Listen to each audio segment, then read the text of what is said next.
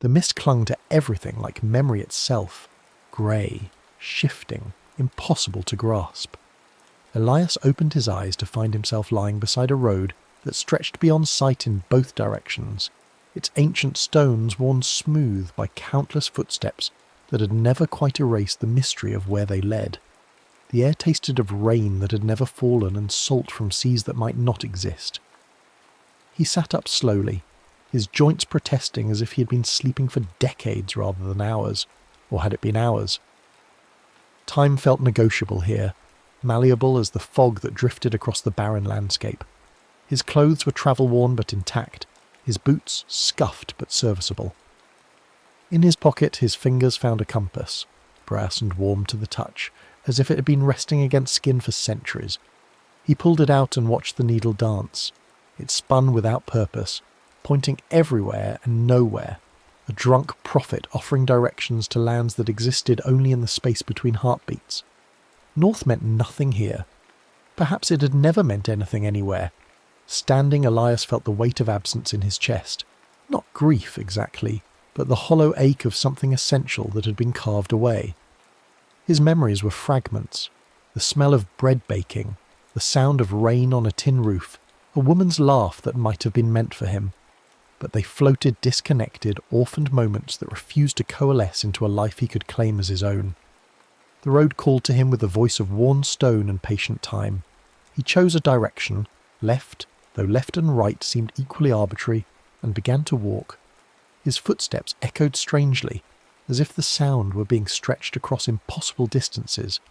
The landscape on either side remained stubbornly the same, rolling hills covered in silver grass that moved without wind, stunted trees whose branches reached toward a sun that cast no shadows. It was beautiful in the way that dreams are beautiful. Too perfect to be real, too strange to be entirely false. Hours passed, or perhaps minutes expanded to fill the space where hours should have been. The road never changed, never curved, never offered the promise of arrival. Elias found this oddly comforting. In a world where memories were unreliable and direction was meaningless, at least the road was honest about its nature. It went nowhere and everywhere, and it didn't pretend otherwise. The first sign of another presence came as a glint of reflected light ahead, fracturing the mist into rainbow shards. As Elias drew closer, the light resolved into mirrors, dozens of them, perhaps hundreds, arranged in careful rows on both sides of the road. They were all different sizes and shapes, tall standing mirrors that could reflect a person's full height, compact hand mirrors that captured only faces, curved mirrors that distorted reality into funhouse shapes, and ancient mirrors whose silver had tarnished into cloudy suggestions of reflection. Behind the collection sat an old woman on a three-legged stool, her white hair braided with ribbons that might once have been colourful, but had faded to the grey of everything else in this place. Her hands were folded in her lap, and she watched Elias approach with the patient interest of someone who had been waiting for exactly this moment, for exactly as long as it had taken him to arrive. "Looking for something, dearie?" Her voice carried the crackle of autumn leaves. "Everyone who walks this road is looking for something. The lucky ones know what it is." Elias stopped before the nearest mirror, a simple rectangular piece framed in dark wood. His reflection looked back at him, but something was wrong. The face was his, the clothes were his, but the expression belonged to someone else, someone younger, laughing at a joke he couldn't hear. Behind his reflected self he could see a kitchen with yellow walls and morning light streaming through gingham curtains. A woman stood at the stove, her back turned, but he knew without seeing her face that she was humming. "That's not me," he said, though his voice lacked conviction. "Isn't it?" The old woman rose from her stool with the careful precision of someone whose bones remembered better days. "My mirrors don't show you as you are, love. They show you as you've been, moments from your life, caught like butterflies in glass."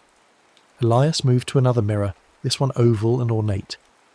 Here his reflection was older, wearing clothes he didn't recognise, standing in what appeared to be a library. Books surrounded him floor to ceiling, and he was pulling one from a shelf with the careful reverence of someone handling something sacred. The reflected Elias looked content in a way that felt foreign to the Elias who stood in the road. "I don't remember any of this," he said. "Memory is a poor keeper of truth," the woman replied, running her finger along the frame of a particularly small mirror. "It edits, it embellishes, It discards what doesn't fit the story we tell ourselves. But moments are honest. They just are. Mirror after mirror showed him scenes that felt like borrowed dreams. Elias as a child, building something intricate with wooden blocks while an unseen adult offered encouragement. Elias as a young man, walking through a field of sunflowers with dirt under his fingernails and satisfaction in his stride. Elias in middle age, sitting beside a hospital bed, holding a hand that belonged to someone whose face the mirror wouldn't reveal. "Are these real?" he asked. "What makes something real?" the woman countered. "The fact that it happened? Or the fact that it could have happened? The fact that you remember it? Or the fact that it remembers you?" Frustration built in Elias's chest like steam in a kettle. The mirrors offered him pieces of himself, but they were pieces of a puzzle whose picture he couldn't see. They were beautiful and heartbreaking and utterly foreign. If these were his moments, where were the connections between them? Where was the thread that wove them into a life? He approached the largest mirror, one that stood nearly as tall as he did, framed in silver that had gone black with age. This reflection showed him something different. Not a moment from his past, but himself, as he stood now, beside the road, looking into mirrors. But in the reflection, he was smiling, not with happiness, but with understanding. And behind him, instead of the endless road, stretched a landscape of impossible beauty.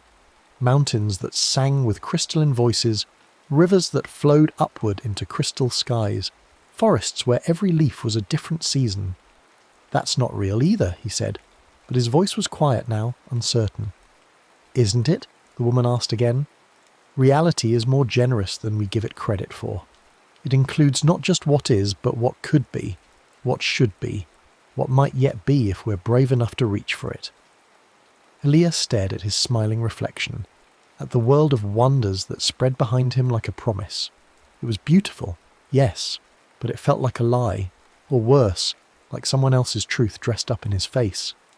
He thought of the compass in his pocket, spinning endlessly because it refused to pretend it knew where north was.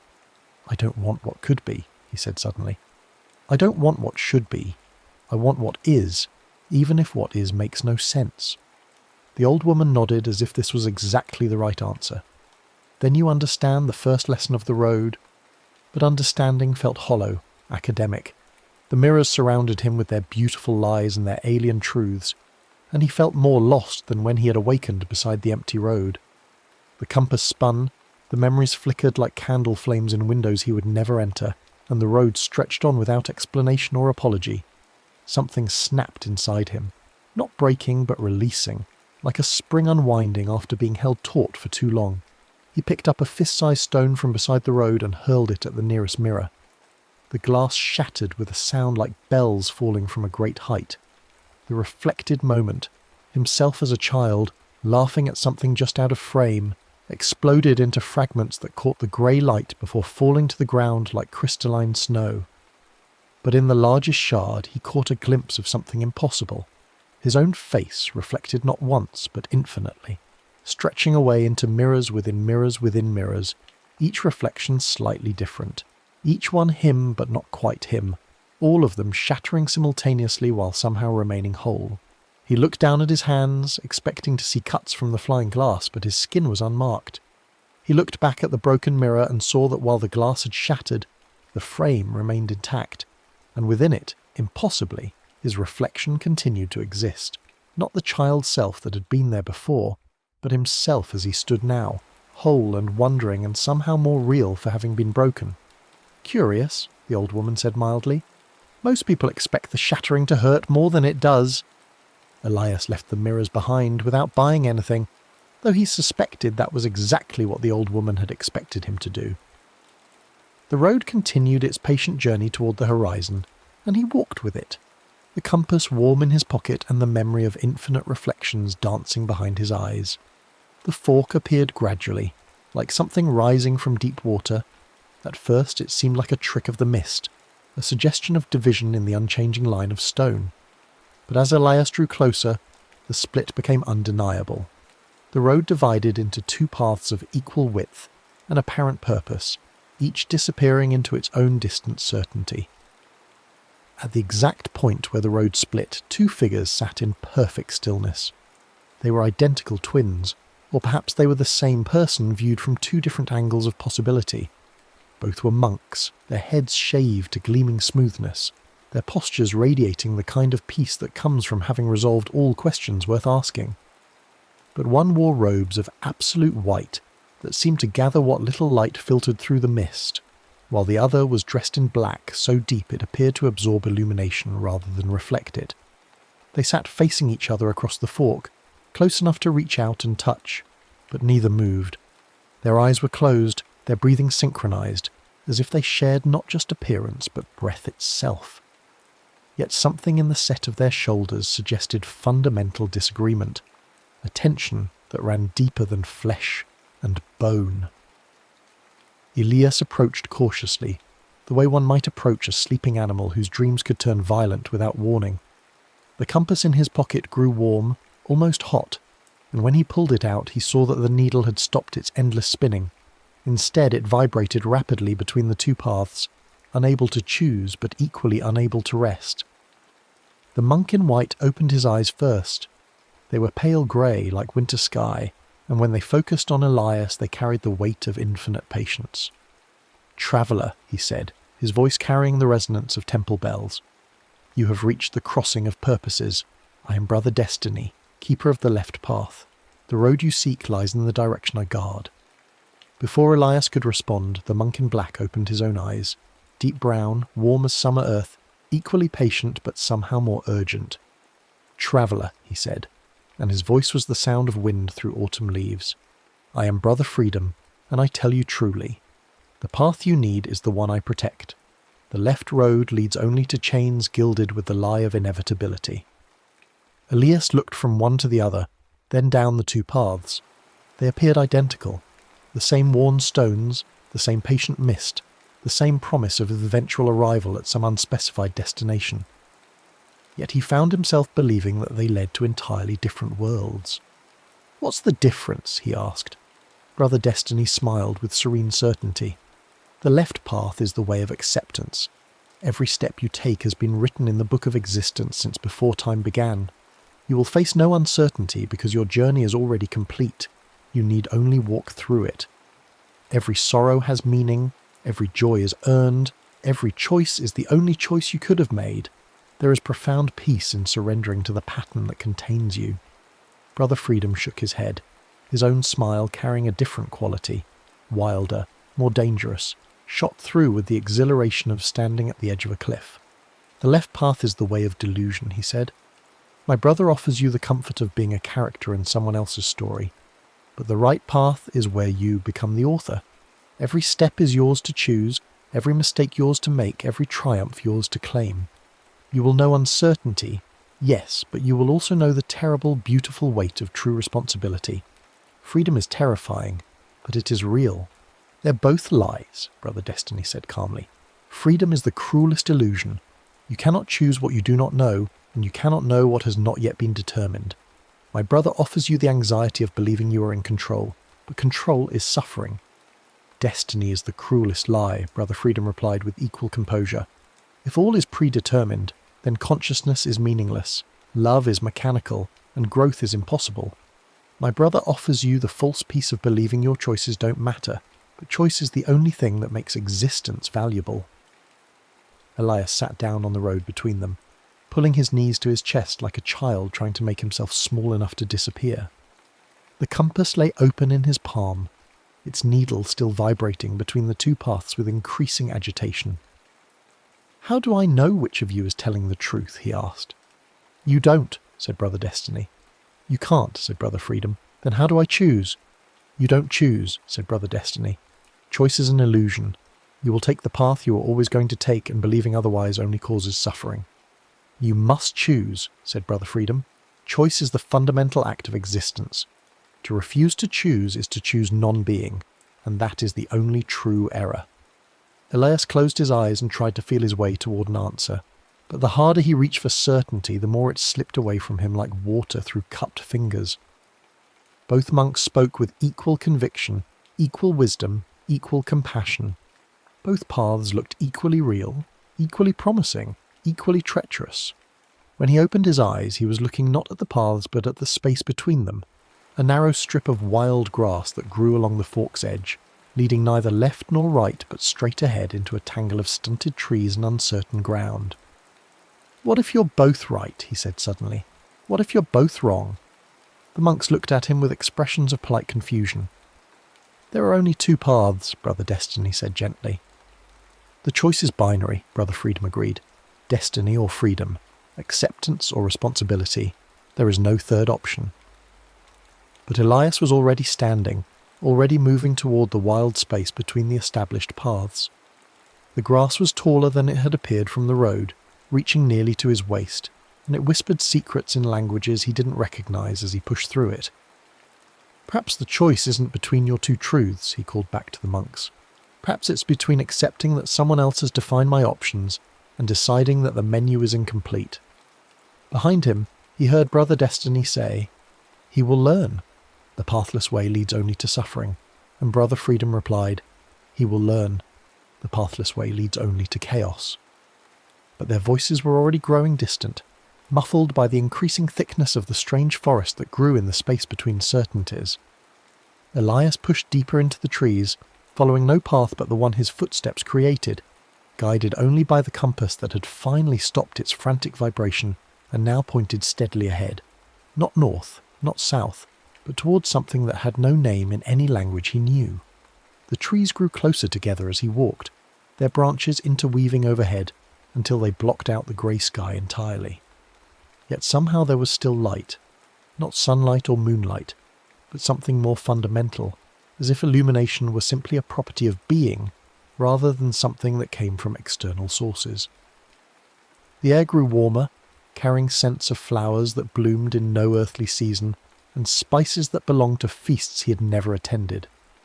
Gradually the forest thinned, and Elias found himself standing at the edge of something impossible, a city that rose from the wilderness like a fever dream made manifest.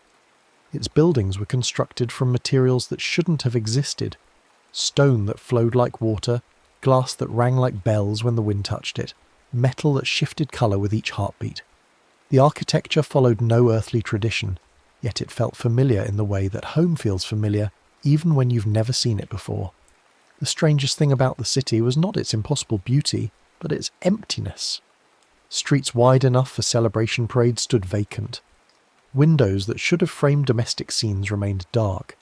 Fountains carved from single pieces of crystal sang with the voices of running water, but no one gathered to listen. Yet the city was not dead.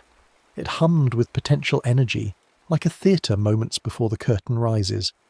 The air itself seemed expectant, waiting for something to begin or someone to arrive. And as Elias walked through the gates, massive portals that opened without his touch, as if recognizing his approach, he began to hear voices. They were quiet at first, barely more than whispers carried on wind that touched nothing else. But as he moved deeper into the city, walking down streets paved with stones that chimed softly under his feet, the voices grew clearer. They came from everywhere and nowhere, from windows, from doorways, from the spaces between buildings where shadows gathered like pools of liquid darkness. And every voice was asking questions. Who decides what beauty means? Drifted from a tower whose walls were covered in murals that shifted and changed as he watched. Is love what we feel or what we do? Whispered from a garden where flowers bloomed in colours that had no names. When does a path become a destination? Echoed from an alley that seemed to stretch infinitely inward. Why do we call it falling when we rise in love? Sang from a bridge that spanned nothing but air. Elias tried to respond, to offer answers, or at least opinions, but every time he opened his mouth the voices grew louder, more insistent, drowning out his attempts at speech with cascades of inquiry that seemed to generate more questions even as they were asked. What is the sound of yesterday remembering? Can truth exist without someone to believe it? Is the dreamer dreaming the dream? Or is the dream dreaming the dreamer? Where does the river go when it reaches the sea? The questions were beautiful and terrible, profound and playful, urgent and eternal. They washed over Elias like waves, each one carrying him further from the solid ground of certainty he had once stood on. He found himself turning in circles, trying to locate the sources of the voices, but they seemed to emanate from the very air, from the buildings themselves, from the spaces between his own thoughts. What makes a moment immortal? Is silence the absence of sound, or the presence of listening? Do we find meaning, or does meaning find us? When does the seeker become the sought? Hours passed, or perhaps time had given up its linear pretensions and decided to flow in spirals instead. Elias wandered the questioning city, growing increasingly desperate to contribute something, anything, to the endless dialogue that surrounded him. But every attempt to speak was met with new questions that rendered his answers irrelevant before they could be born. Finally, exhausted by the effort of trying to respond to the unanswerable, Elias sat down in the middle of a square where fountains made music from falling water and buildings hummed with architectural harmony. The questions continued to swirl around him, but he no longer tried to catch them with words. Instead, he simply listened. And in listening, he began to notice something remarkable. The questions were not seeking answers. They were celebrating their own existence. Each inquiry was complete in itself, perfect in its uncertainty, beautiful precisely because it opened rather than closed, because it created space rather than filling it. "What is the colour of wonder?" sang past his ear, and instead of trying to name it, Elias simply smiled. "Where does laughter go when the joke is over?" whispered from a nearby doorway, and instead of explaining, he let the question dance. Slowly, experimentally, Elias opened his mouth not to answer but to ask, "What would happen if I stopped needing to know?" The effect was immediate and profound. The city's voices rose in harmony, as if his question had provided the missing note in a vast eternal chord. The buildings themselves seemed to brighten, their impossible materials glowing with renewed life. And in that moment of perfect questioning, Elias felt something shift inside him. Not the satisfaction of finding an answer, but the deeper peace of learning to love the search itself. But even as he basked in this revelation, he noticed something else. Cracks were appearing in the walls around him, hair-thin at first, then growing wider, spreading through the crystal and flowing stone like lightning frozen in reverse. The sound of the fountains grew discordant, and the air itself began to shimmer as if reality were having second thoughts about its construction project. "What is happening?" Elias asked. But his words came out as whispers rather than questions, and the city's harmony faltered. That was when he understood. The city could only exist in the space of pure inquiry. The moment someone tried to understand what was happening rather than simply experiencing it, the spell broke. The beautiful impossibility could only sustain itself as long as its inhabitants remained content to question without grasping for answers. But understanding was not the same as explaining, and knowing was different from controlling. As the cracks spread faster through the questioning city, Elias found himself faced with a choice that the twin monks had not included in their binary options. He could try to save the city by forcing himself back into pure questioning, or he could let it crumble and see what lay beneath. He chose the crumble. The city collapsed not with violence but with a sound like sighs, as if its buildings were exhaling themselves back into the dream space from which they had emerged. But as the last tower dissolved into mist and memory, Elias saw that the dissolution had revealed something that had been there all along. A doorway set into the ground itself, its frame made from the same material as the road he had been travelling. The doorway opened onto stairs that descended into warm golden light. Without hesitation, because hesitation would have been another form of trying to understand rather than simply moving forward, Elias stepped through and began to descend. The stairs were countless but not tiresome, each step carrying him not just downward but inward, towards something that felt like the centre of existence itself. The golden light grew stronger as he descended, and with it came the scent of old books and ancient wisdom, of stories that had been told so many times they had become true through sheer repetition. At the bottom of the stairs, Elias found himself in a library that challenged every assumption he had made about space and possibility. The shelves stretched upward beyond sight, downward beyond comprehension, and outward in directions that geometry had never named. Books filled every available space, not just on shelves but floating in the air, orbiting each other like literary planets, forming constellations of knowledge that pulsed with their own inner light. This was not just a library, but the library, the repository of every belief system that had ever been embraced by any conscious being anywhere in the vast tapestry of existence. Here were the creation myths of civilizations that had never evolved past single-celled organisms, but had somehow dreamed themselves into being anyway. Here were the philosophical treatises of gas giants that achieved consciousness through atmospheric pressure and wind patterns. Here were the love songs of mathematical equations that had fallen in love with their own solutions. Every book was different, yet they were all connected by invisible threads of meaning that wove through the library like a vast web of understanding.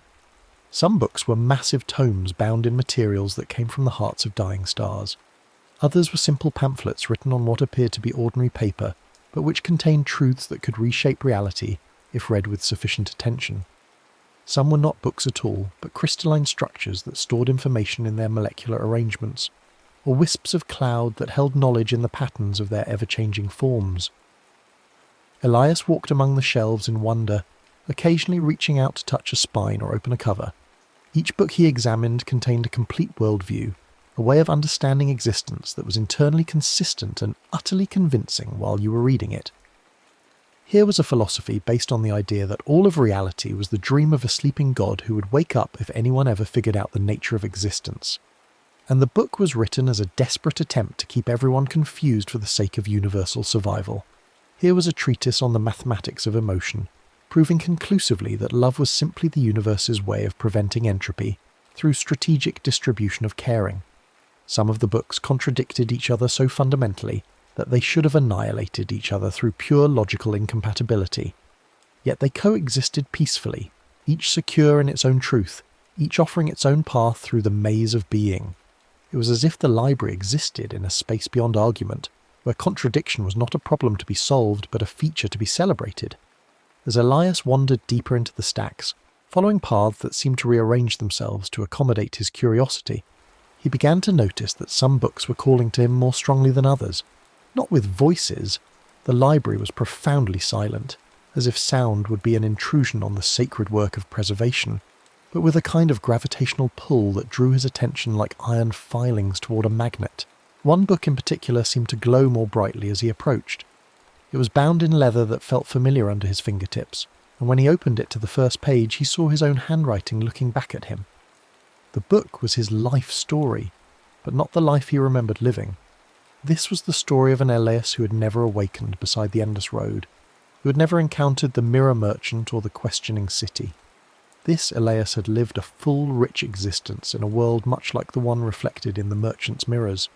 He'd fallen in love, raised children, built things that mattered, grown old in the company of people who knew his name and loved him for reasons that made sense. The writing was undeniably his. He recognized the peculiar slant of his handwriting, the way he crossed his T's and looped his G's. But more than that, he recognized the voice, the particular rhythm of thought that shaped the sentences.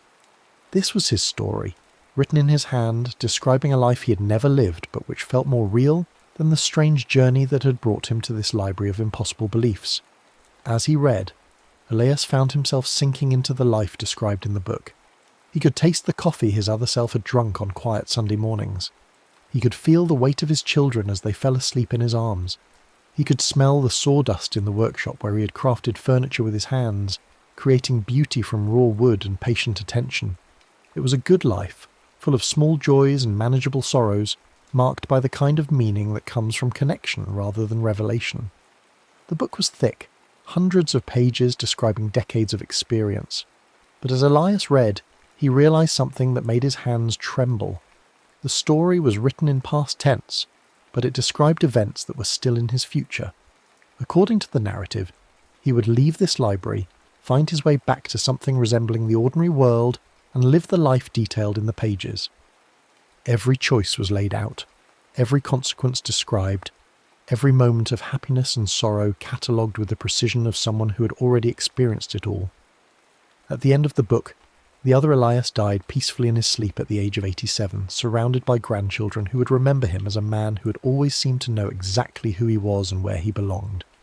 It was, by any reasonable measure, a perfect conclusion to a well-lived life. But it was also a trap. Elias understood with sudden clarity that if he continued reading, if he absorbed all the details of this predetermined existence, he would begin to live it.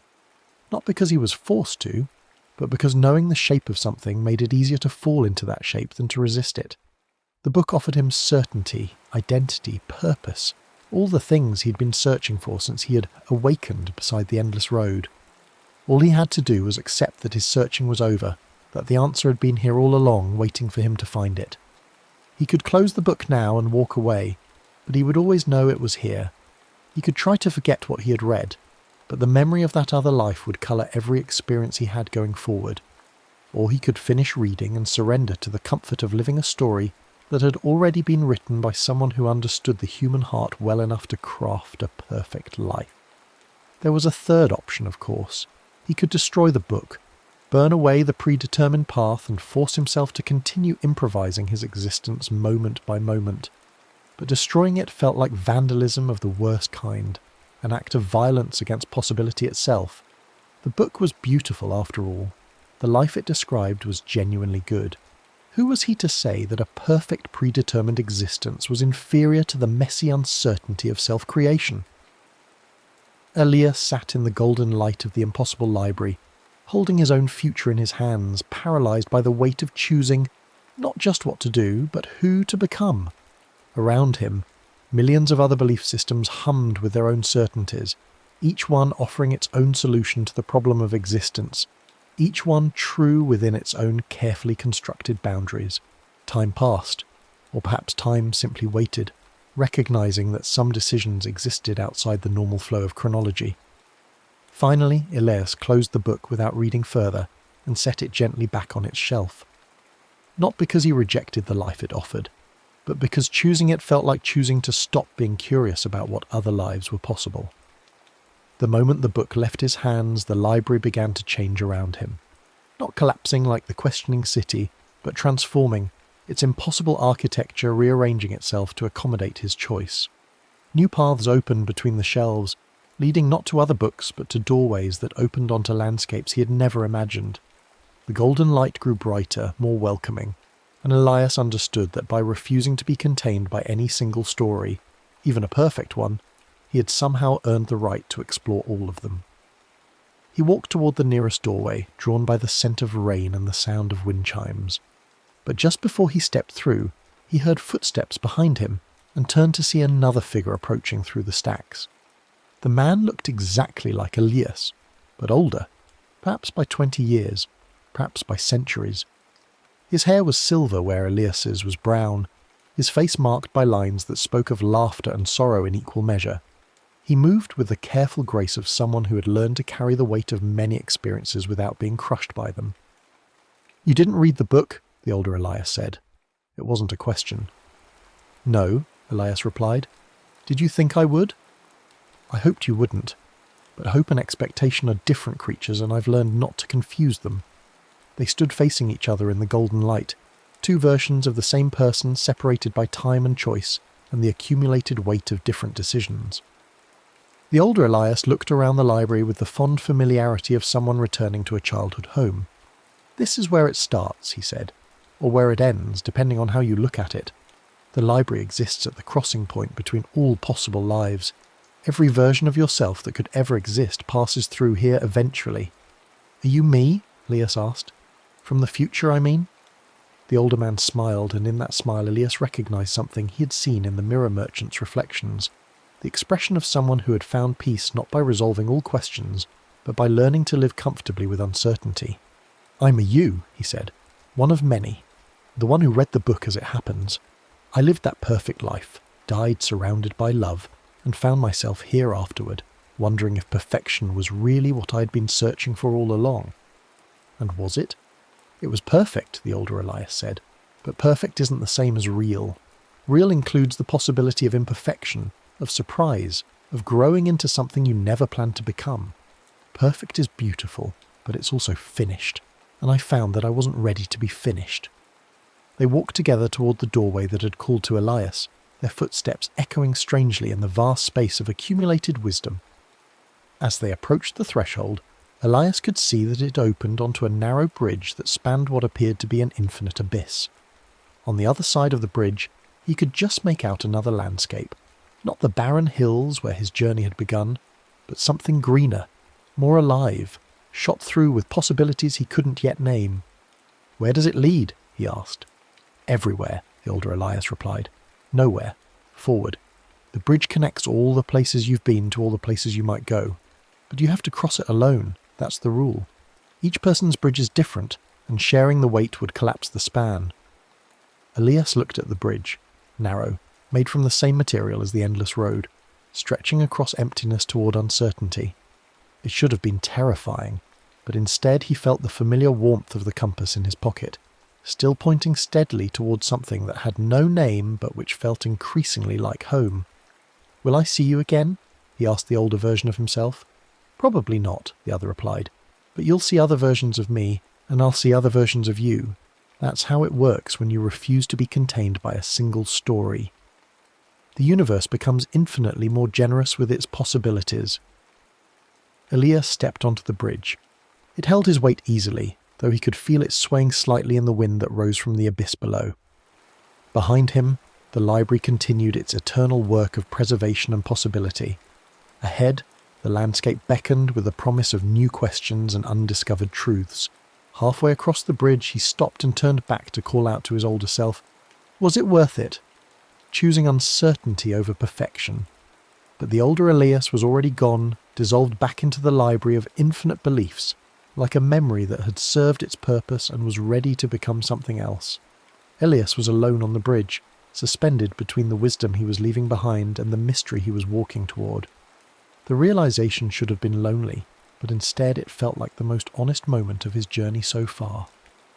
He was exactly where he belonged, between certainties, above the abyss of not knowing, walking forward not because he knew where he was going, but because moving forward was the most authentic response he could make to the gift of existence.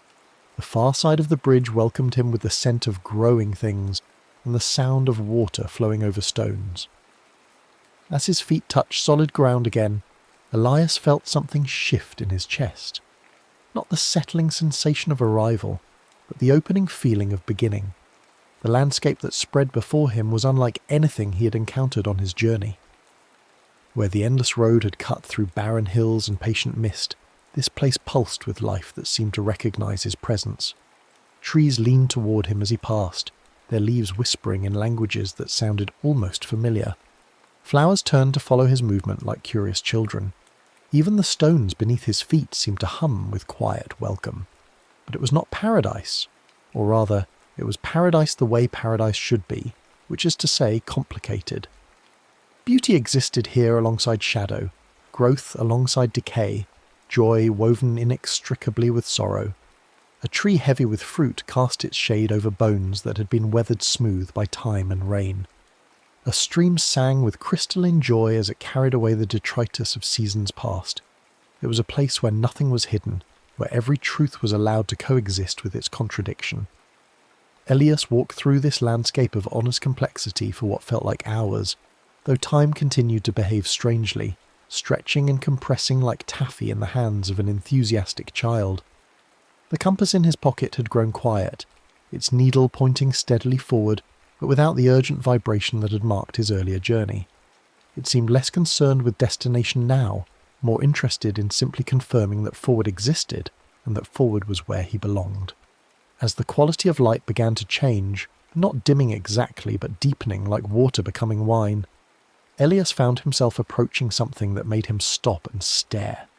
It was a mirror, but not like the ones the old woman had sold beside the endless road. This mirror was enormous, easily 20 feet tall and half as wide, framed not in wood or metal, but in living stone that pulsed with its own heartbeat. And it reflected nothing. Or rather, it reflected everything that wasn't there. The space around him, the landscape behind him, the sky above him, but not Elias himself. Where his reflection should have been stood empty air, an Elias-shaped absence in the world's reflection. He approached cautiously, remembering the shattering of the merchant's mirror and the infinite recursion he had glimpsed in its fragments. But this mirror felt different. It didn't promise revelation or threaten dissolution. It simply offered a question without words. What are you when you are not the sum of what others see? Elias reached out to touch the mirror's surface and found that his hand passed through it like water, like mist, like the memory of touching. The mirror was not a barrier but a doorway, and the landscape on the other side, the one that reflected everything except him, was the same landscape he stood in, but somehow more real, more vivid, more itself. He stepped through. The sensation was indescribable, not like moving from one place to another, but like moving from one way of being to another. On this side of the mirror he could still see his hands, still feel his feet against the ground, still hear his heartbeat and taste his breath. But something fundamental had changed. He was present without being visible, existing without being reflected, participating in the world without leaving tracks in its memory. It was terrifying and liberating in equal measure. To exist without being witnessed felt like the ultimate loneliness, but it also felt like the ultimate freedom. He could be anyone here, or no one. He could try on different ways of moving through the world without worrying about whether they suited the person others expected him to be. As he walked through this reflected landscape, Elias began to notice other figures moving through the scenery. At first he thought they might be other travellers who had found their way through their own mirrors, but as he drew closer to the first one, he realised something extraordinary. It was himself, but not himself. Another version of Elias, one who moved with confidence born of certainty, who looked around the landscape as if he owned it, who radiated the kind of self-assurance that comes from never having doubted one's place in the world. This confident Elias was followed by others, a timid Elias who flinched at shadows and started at unexpected sounds, an angry Elias whose hands were clenched into fists and whose jaw was set against some invisible injustice, a laughing Elias who seemed to find the entire universe hilariously absurd, a weeping Elias who carried sorrow like a sacred burden, a dancing Elias who moved as if the ground beneath his feet were made of music. They were all him, but they were also all separate from him, living out the versions of himself that existed in potential, that had been pruned away by the choices he had made or failed to make. And they couldn't see him, just as he couldn't see himself in the great mirror. He was the observer now, the witness to his own multiplicity. The strangest part was that they were all real, not figments or fantasies, but actual versions of himself that existed in the spaces between choice and consequence. The confident Elias was really confident, the angry Elias was genuinely furious, the dancing Elias moved with authentic joy. They were complete people, not aspects or fragments, and they were living full lives in this reflected realm, where being invisible to the primary world meant being fully visible to each other. Elias watched them for a long time, learning things about himself he had never suspected. The angry version of him was furious not at the world, but at his own tendency toward passivity, and his anger was driving him to create things of startling beauty. Sculptures carved from crystallized rage that somehow communicated profound gentleness. The timid version had learned to see wonders that boldness would have overlooked, and he moved through the landscape like a living prayer, blessing everything he touched with careful attention. Even the weeping Elias carried his sorrow like a musician carries a song, transforming pain into something that could be shared and thereby diminished. But watching them also filled him with a strange longing. These other versions of himself were more definite than he was, more committed to their particular ways of being. They had chosen to be one thing fully rather than remaining open to all possibilities, and there was a kind of peace in that commitment that he envied. As if summoned by his longing, one of the other Eliases, the dancing one, suddenly stopped mid-step and looked directly at him. For a moment their eyes met across the impossible divide between visible and invisible, and the dancing Elias smiled with recognition, and something that might have been pity. "You can see me," Elias said, though he hadn't intended to speak. "Of course I can see you," the dancing Elias replied, his voice carrying the rhythm of perpetual motion. "You're the one who refuses to choose. You're always visible to us because you're always becoming us moment by moment, before shying away at the last second. Is that wrong?" "It's not wrong or right," the dancing Elias said, executing a small pirouette that somehow managed to be both graceful and slightly mocking. "It's just incomplete. You keep trying to be everything instead of choosing to be something. But everything includes nothing, and nothing is a cold place to live." "But if I choose to be one thing, I lose all the others," Elias protested. "Yes," said the dancing Elias, and now his movement slowed, became more like swaying, more like the motion of trees in wind. "That's what choosing means. That's what living means. You sacrifice the infinite for the specific. the possible for the actual. It's the most generous thing consciousness can do, to limit itself so that something definite can exist. But which one should I choose? The dancing Elias laughed, a sound like wind chimes in a hurricane. That's the wrong question. The question isn't which one you should choose. The question is which one you're brave enough to choose. Which one you're willing to become fully, knowing that all the others will become roads not travelled. Around them, the other versions of Elias had stopped their various activities and were watching this conversation with expressions of curious interest. The angry one leaned on his latest sculpture. The timid one peered out from behind a tree. The confident one stood with arms crossed and a knowing smile. Even the weeping one had paused in his tears to listen.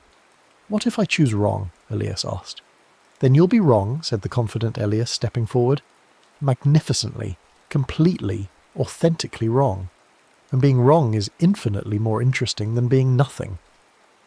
"What if I choose something that hurts others?" Elias asked. "Then you'll learn about pain," said the weeping Elias, his voice thick with compassion. "And learning about pain is how you learn about love. They're the same curriculum, taught in different classrooms." "What if I choose something and then want to change?" asked Elias. "Then you'll change," said the dancing Elias, spinning again. "Choosing to be something doesn't mean choosing to be that thing forever. It means choosing to be that thing fully for now, until it's time to choose again." Elias looked around at all these versions of himself, each one complete in their chosen incompleteness, each one real in their willingness to be defined.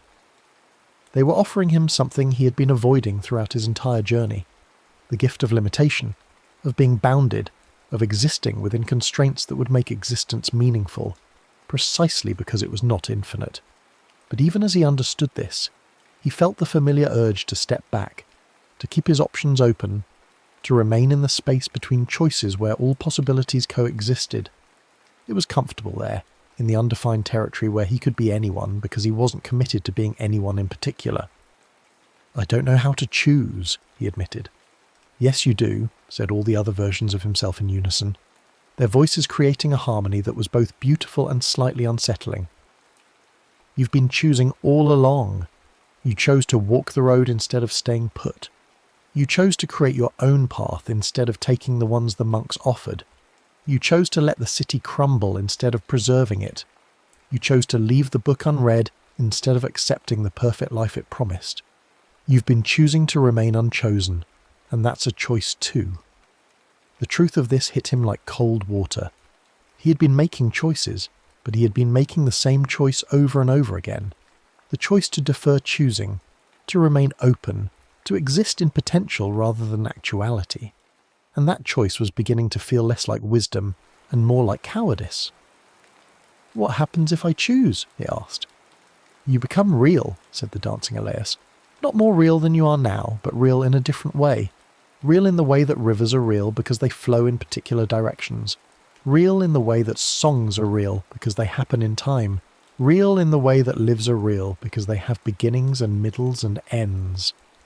Elias closed his eyes and tried to feel his way toward a decision.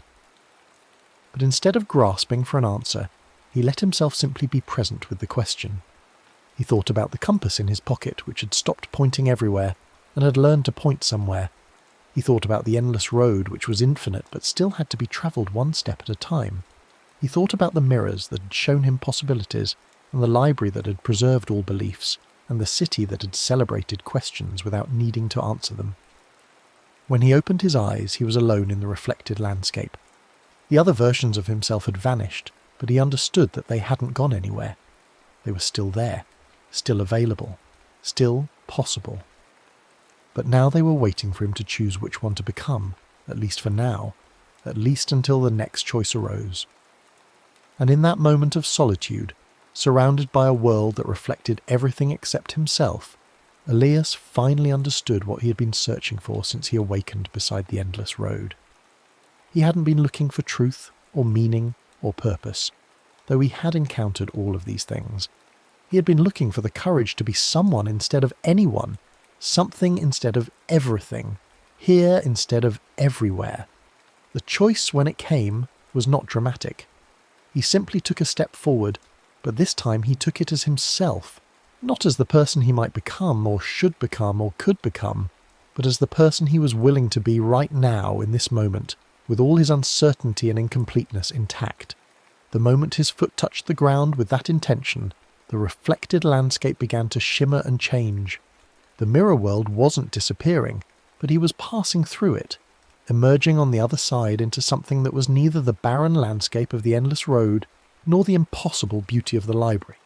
It was simply a place, green and ordinary and real, where morning mist was lifting from hills that rolled away toward a horizon that promised nothing more than the quiet satisfaction of being reached by anyone willing to walk toward it. And there, just visible in the distance, was a road, not the endless road of his beginning, but a simple path that wandered through the landscape with the comfortable meandering of something that knew where it was going without being in any particular hurry to get there. Elias pulled out his compass one last time. The needle pointed steadily toward the path, but now he understood that it had always been pointing not toward a destination, but toward the next step, not toward an answer, but toward the next question worth asking. He put the compass away and began to walk, not because he knew where the path would lead, but because walking was what you did with paths, and being someone was what you did with life, and moving forward was what you did with time when you finally stopped being afraid of it running out. Behind him, the great mirror stood empty and patient, ready for the next traveller who needed to see themselves clearly enough to disappear, ready to reflect everything except the one thing that mattered most. The courage to step through uncertainty and into the magnificent, terrible, beautiful business of being specifically and temporarily and completely alive. The mist continued to lift as Elias walked, revealing more of the landscape around him. It was not spectacular. No crystal cities or impossible libraries, no monks offering philosophical puzzles or merchants selling reflections of unlived lives. It was simply a place where things grew and changed and endured and passed away, according to rhythms older than consciousness and more reliable than understanding. And that, Elias realized as his footsteps found their rhythm on the meandering path, was exactly what he had been looking for all along. Not the answer to existence itself, with all its ordinary miracles and necessary limitations, its beautiful brevity and its inexhaustible capacity for surprise. The path stretched ahead of him, not endless but sufficient, not infinite but real, and he walked it, not because he had solved the mystery of being, but because he had finally learned to love the mystery enough to inhabit it fully, one step at a time, with no compass but curiosity, and no destination but the next moment's invitation to continue becoming whoever it was he was brave enough to be. Perhaps the meaning was never at the end. Perhaps the road was meant to be walked, not solved. And perhaps that was not a disappointment but the most generous gift consciousness could offer itself. The opportunity to be present for its own unfolding, to witness its own becoming, to participate in the endless, ordinary, extraordinary business of being here, now, real, and committed to the beautiful uncertainty of what comes next.